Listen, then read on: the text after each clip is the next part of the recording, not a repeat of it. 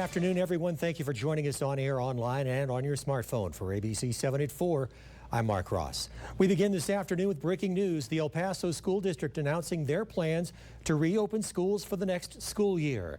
District officials say students will be taught using a combination of in-person and online learning.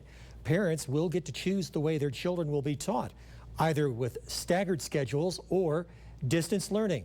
And here to further explain the district's plan is Superintendent Juan Cabrera. Mr. Cabrera, I'm sure there are plenty of parents who are watching and need some clarification on how all of this is going to work. Now, in the release that was sent out earlier this afternoon, it says various instructional models will be used. Can you go into more detail?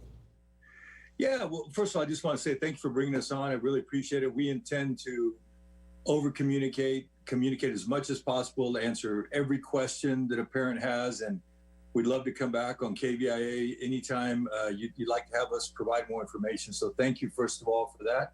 We know there's a lot of concern and trepidation with all that's going on. In addition to that, for many of us, the thing we care about the most, our children, is always a grave concern to all of us, especially in these times. So we understand that.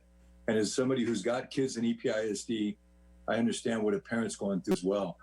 Well, we've worked on this now for many, many weeks in terms of putting together the best options, but we had not released anything because we were waiting for TA and the state to provide us just a bit more guidance.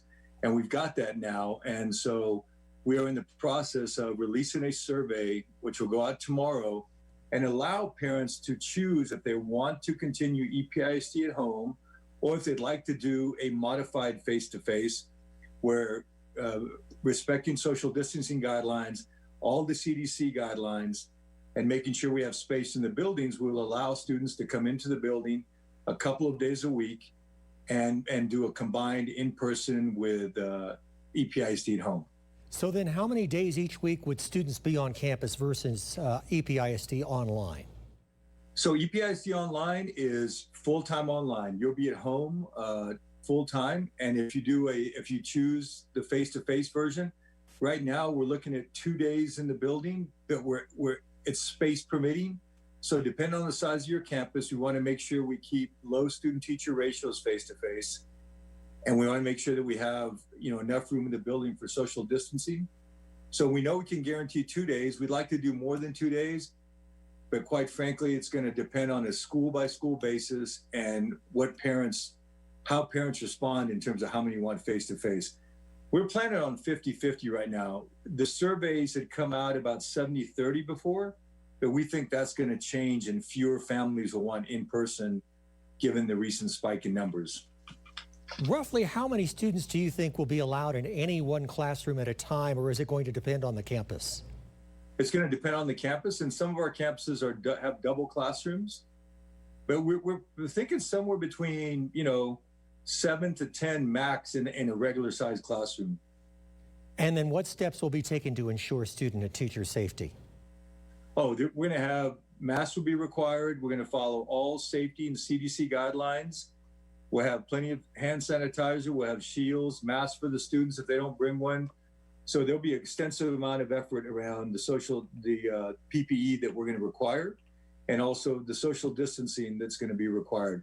And of course, very specific numbers about how many folks will be in the building each and every day.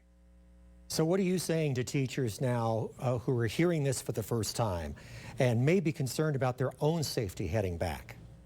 Well, this is a very big concern of ours. We've spent quite a bit of time speaking with teachers groups, and I myself personally speak with teachers.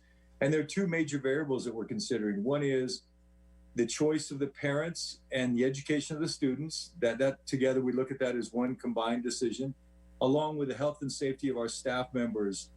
And so taking both of those into account, once we receive all the feedback from the families, exactly which choice they make, then we'll accommodate that for the health and safety and well-being of our staff. Of course, if anyone has underlying medical conditions, but they have health issues that will preclude them from being in a building, even with social distancing, we're completely fine with that. We just work through human resources for each and every individual, and we'll handle theirs on a case-by-case basis. But otherwise, anybody that's coming into buildings they can be assured that we're going to fully follow all CDC guidelines, in addition to requiring masks, which right now are not mandated by the state.